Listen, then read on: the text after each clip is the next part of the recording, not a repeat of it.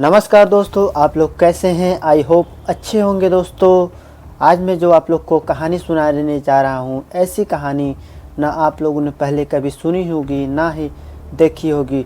दोस्तों ये कहानी है दिल्ली में लेडी पुलिस मोना की मर्डर मिस्ट्री की पूरी कहानी। 2 साल तक मुर्दा को जिंदा रखा, पर एक फ़ोटो से कातिल हेड कांस्टेबल का मिला सुराग।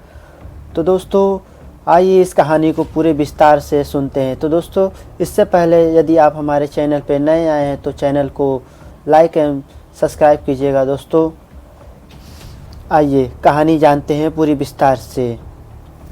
दिल्ली पुलिस में सिपाही रही मोना की मर्डर मिस्ट्री की पूरी कहानी।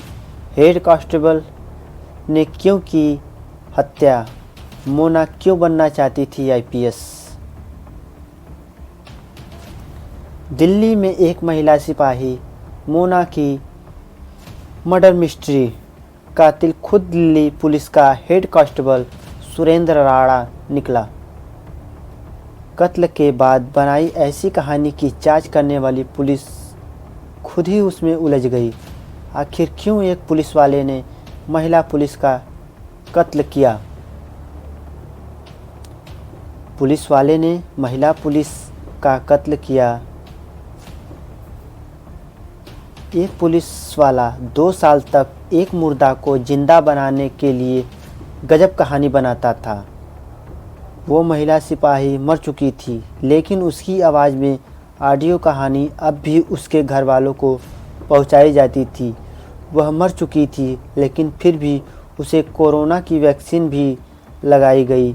वो मर चुकी थी, लेकिन पहाड़ों की वादियों में घूमती मिलती थी और होटल में रुकती थी।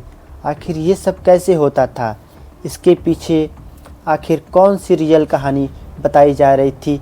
पूरी कहानी जानेंगे तो बड़ी से बड़ी फिल्में मर्डर मिस्ट्री की कहानी भी इसके सामने फेल नज़र आएगी। मगर इस मिस्ट्री में एक फ़ोटो कैसे कातिल का सुराग दे गया, आइए जानते हैं दिल्ली पुलिस के एक हेड कांस्टेबल की कातिल बनने की पूरी कहानी।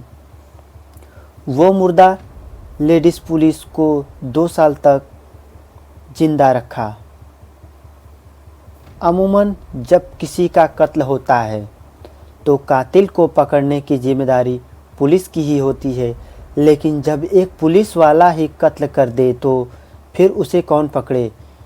ये दिल्ली के उसी चर्चित बुराड़ी इलाके का एक गंदा नाला है, जिसकी बुराड़ी में एक ही घर के अंदर 11 लोगों ने खुदकुशी कर ली थी। इस वक्त इस नाले में एक तलाश चल रही है, एक ऐसी तलाश जो 2 साल पहले हुई एक सनसनीखेज कत्ल का राज उगलने वाली है। कत्ल दिल्ली पुलिस की एक लेडी कांस्टेबल का, जिसके राज को दिल्ली पुलिस के ही एक हेड कांस्टेबल ने पूरे 2 साल तक अपने पुलिसिया दिमाग के सहारे पूरी दुनिया से छुपाए रखा। इस कत्ल को छुपाने के लिए उसने वो सब कुछ किया जो किसी कत्ल को उजागर करने के लिए पुलिस करती है। ये पुलिसिया दिमाग ही है जिसने एक कत्ल पर पूरे 2 सालों तक पर्दा डाले रखा। इन 2 सालों में एक पुलिस वाले ने मुर्दा लेडी कांस्टेबल को जिंदा साबित करने की हर मुमकिन कोशिश की। 2 साल तक अपनी कोशिश में एक तरह से वो कामयाब भी रहा, लेकिन अब 2 साल बाद दिल्ली के बुराड़ी इलाके के जिस नाले से ये कहानी शुरू हुई, उसी नाले पे आकर ख़त्म हुई। बुलंदशहर की रहने वाली मोना यादव बनना चाहती थी आईपीएस। ये कहानी है दिल्ली पुलिस की लेडी कांस्टेबल मोना यादव और दिल्ली पुलिस के ही हेड कांस्टेबल सुरेंद्र राणा की। बुलंदशहर की मोना यादव ने 2014 में दिल्ली पुलिस ज्वाइन किया था बतौर कांस्टेबल। इससे 2 साल पहले 2012 में सुरेंद्र सिंह राणा ने दिल्ली पुलिस ज्वाइन किया था। सुरेंद्र पीसीआर वैन का ड्राइवर हुआ करता था। बाद में सुरेंद्र और मोना की तैनाती पुलिस कंट्रोल रूम में हो गई और यहीं दोनों की पहली मुलाकात हुई। धीरे धीरे मुलाकात दोस्ती में बदल गई। मोना पढ़ने लिखने में बेहद तेज थी। उसका सपना आईपीएस अफसर बनने का था। ड्यूटी के बाद वो लगातार यूपीएससी की तैयारी भी किया करती थी। इसी तैयारी के दौरान उसने यूपी पुलिस की भी परीक्षा दी। परीक्षा में पास कर वो सीधे सब इंस्पेक्टर बन गई। सब इंस्पेक्टर बनते ही मोना ने दिल्ली पुलिस से इस्तीफा दे दिया, लेकिन उसने यूपी पुलिस ज्वाइन करने की बजाय यूपीएससी की तैयारी करने का फैसला किया। इसी तैयारी के लिए अब मुखर्जी नगर में पीजी में रहने लगी। तैयारी की वजह से अब सुरेंद्र और मोना में कम मुलाकात हुआ करती थी। मोना अपना सारा ध्यान पढ़ाई में लगा रही थी। उधर मोना के सब इंस्पेक्टर बनने और फिर उसी यूपीएससी की तैयारी के चलते अब परेशान रहने लगा था। मोना की तैयारी को वो देखते हुए उसे लगने लगा कि वो पक्का आईपीएस अफसर बनेगी, इसलिए अब मोना पे शादी के लिए दबाव डालने लगा। हालांकि वो खुद पहले से ही शादीशुदा था। मोना लगातार शादी से इनकार कर रही थी। उसका पूरा लक्ष्य यूपीएससी के इम्तिहान पे था। 2021 में शादी के बात पे झगड़ा, फिर हुआ कत्ल। 8 सितंबर 2021 को सुरेंद्र और मोना में शादी की बात को लेकर एक बार फिर झगड़ा हुआ। तब दोनों सुरेंद्र की कार में थे। झगड़े के दौरान सुरेंद्र अपनी कार बुराड़ी की तरफ ले गया। वो खुद अलीपुर रहता था। बुराड़ी में पुश्ते के करीब एक सुनसान जगह पर गाड़ी रोककर उसने गुस्से में मोना का गला दबा दिया। कार में ही मोना की मौत हो गई। कत्ल के बाद उसने उसी पुश्ता इलाके की इसी गंदी नाले में मोना की लाश डाल दी। तब इस नाले में इतना पानी नहीं था। उसने लाश डालने के बाद उस पर मिट्टी डाली और फिर वजनी पत्थर रख दिया। मगर इससे पहले वो मोना के मोबाइल, उसका आधार कार्ड, उसका एटीएम सब कुछ अपने पास रख लिया। उधर वारदात के कई दिनों बाद तक जब घर वालों की मोना से बात नहीं हुई तो उन्होंने मोना को ढूंढना शुरू किया। चूँकि हेड कांस्टेबल सुरेंद्र कई बार मोना के घर भी जा चुका था, इसलिए उसके घर वाले उसे जानते थे। ऊपर से वो पुलिस वाला था, तो मोना के घर वालों ने सुरेंद्र से ही मोना को ढूंढने की गुजारिश की। इसके बाद खुद सुरेंद्र मोना के घर वालों के साथ मुखर्जी नगर थाने गया। वहाँ उसने मोना की गुमशुदगी की रिपोर्ट लिखाई। इतना ही नहीं, घर वालों को यकीन दिलाने के लिए वो दिल्ली पुलिस के आला अफसरों के पास भी मोना के घर वालों को ले गया, लेकिन मोना का कोई पता नहीं चल रहा था। फिर एक रोज़ अचानक सुरेंद्र ने मोना के घर वालों को बताया कि वह किसी अरविंद नाम के लड़के के साथ चली गई। शायद दोनों ने शादी भी कर ली है। फर्जी नंबर से मोना के घर वालों को फ़ोन करता रहा, वो जिंदा है। मोना के घर वालों को यकीन दिलाने के लिए सुरेंद्र कई बार दूसरे नंबर से मोना के घर पे फ़ोन करता, पर फ़ोन पे आवाज़ मोना की ही होती। वो कहती, मैं ठीक हूँ, परेशान ना हो। घर वाले बेफिक्र हो जाते। पर असल में होता ये कि सुरेंद्र के पास मोबाइल में मोना के कई ऑडियो मौजूद थे। इन्हीं ऑडियो को एडिट कर रिकॉर्डेड बातचीत मोना के घर वालों को सुना देता। तब मोना के घर वालों को तसल्ली हो जाती थी और वो यही सोचते कि वो जहाँ भी है ठीक है। पर 2-4 ऑडियो मैसेज ही सुरेंद्र कितनी बार घर वालों को सुनाता। लिहाजा मोना को ज़िंदा रखने के लिए उसने दूसरा तरीका अपनाया। सुरेंद्र ने अब अपने साले रवीन को भी इस साजिश में शामिल कर लिया। मोना के अरविंद के साथ भागकर शादी करने की बात सुरेंद्र पहले ही मोना के घर वालों को बता चुका था। अब उसने अपने साले को अरविंद बनाकर मोना के घर वालों से फ़ोन पे बात करवानी शुरू कर दी। फर्जी अरविंद हमेशा फ़ोन पे मोना के घर वालों को यही कहता, दोनों ने शादी कर ली है, लेकिन उसके घर वालों उसके धमकी दे रहे हैं, इसलिए वो अलग अलग इलाकों में भटक रहा है। लेकिन जब घर वाले मोना से बात कराने की बात करते तो वो कहता अभी वो डरी हुई है, बाद में बात करेगी। ये सिलसिला काफ़ी दिनों तक चलता रहा। लेकिन सुरेंद्र दिल्ली पुलिस में था। पुलिसिया दिमाग को वो अच्छे से जानता था।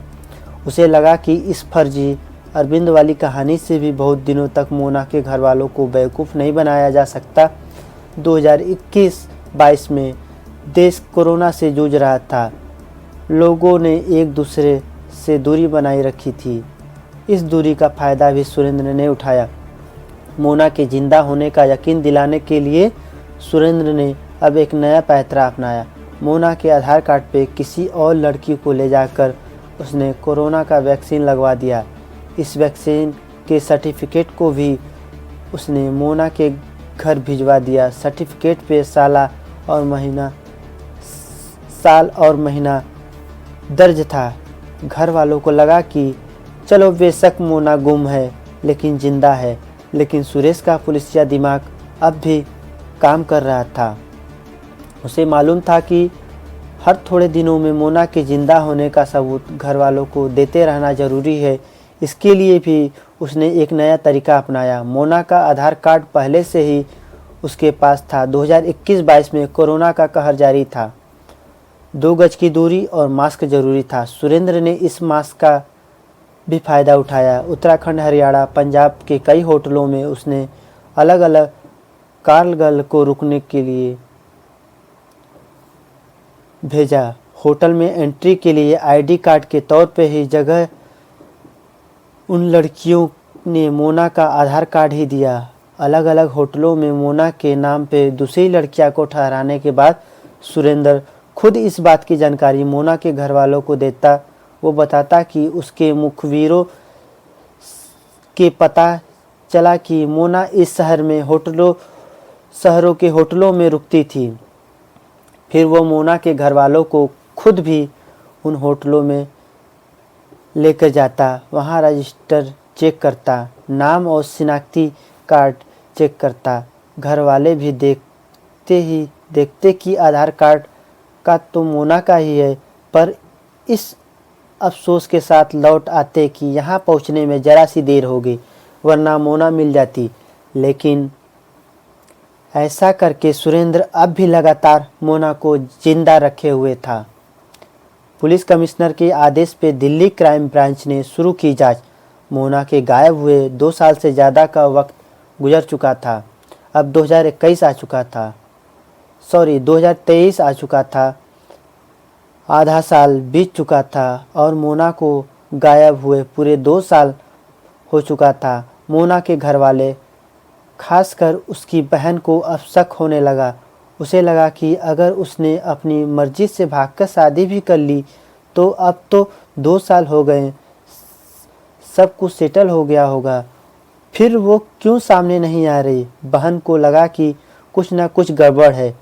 अब इसी के बाद मोना के घर वालों ने दिल्ली के पुलिस कमिश्नर से मिलने का फैसला किया। पुलिस कमिश्नर ने पूरी कहानी सुनने के बाद क्राइम ब्रांच को मोना को तलाशने की जिम्मेदारी सौंपी। 2 महीने पहले क्राइम ब्रांच ने अपनी जांच शुरू की।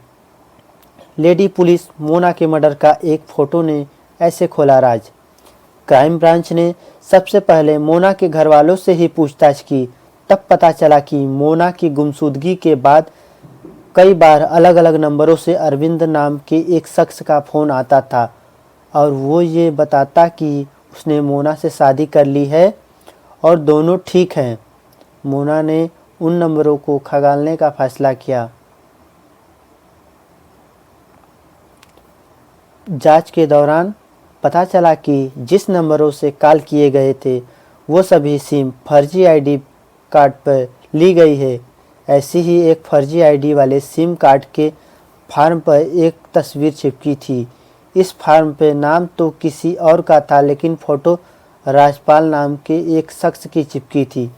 पुलिस ने जब फार्म पे चिपकी इस तस्वीर को मोना के घर वालों को दिखाया तो उन्होंने उसकी पहचान राजपाल के तौर पे की।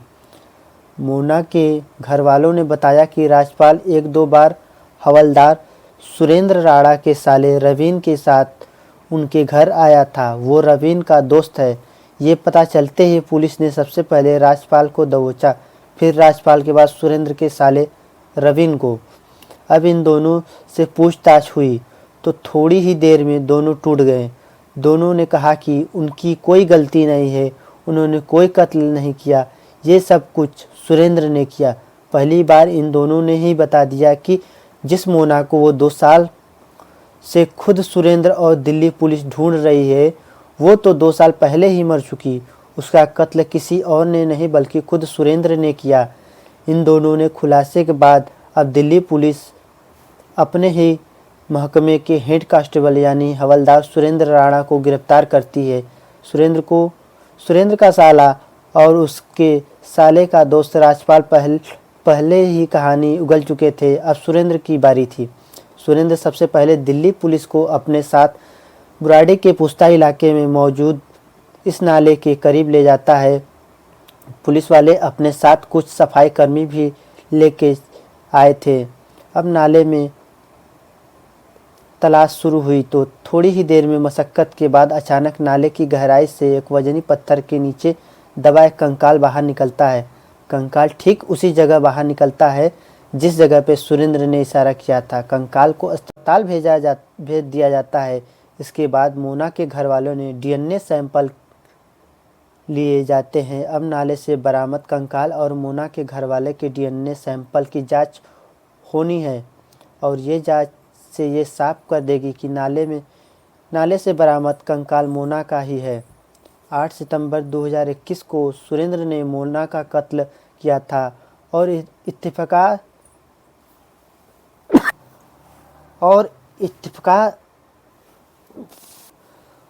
इत्तेफाक देखिए कि ठीक 2 साल बाद 30 सितंबर 2023 को दिल्ली पुलिस ने मोना के कत्ल की पहेली को सुलझा लिया। हालांकि मोना का कत्ल बेशक 8 सितंबर 2021 को हुआ था, लेकिन उसकी गुमशुदगी की रिपोर्ट 20 अक्टूबर 2021 को मुखर्जी नगर पुलिस स्टेशन में लिखाई गई थी। अगर मुखर्जी नगर पुलिस उसी वक्त इस मामले को गंभीरता से लेती तो मुर्दा मोना अगले 2 साल तक जिंदा न रहती, वो भी तब जबकि मोना खुद दिल्ली पुलिस की एक कांस्टेबल थी। पहले ही महकमे की एक पुलिस वाली की गुमशुदगी पे दिल्ली पुलिस का ये रवैया सवाल खड़े करती है। सवाल ये है कि जब अपने के साथ ये हाल है तो फिर आम लोगों की शिकायत गलत नहीं है। तो दोस्तों, ये कहानी अब यहीं समाप्त होती है। तब तक के लिए स्वस्थ रहिए, सतर्क रहिए। जय हिंद दोस्तों।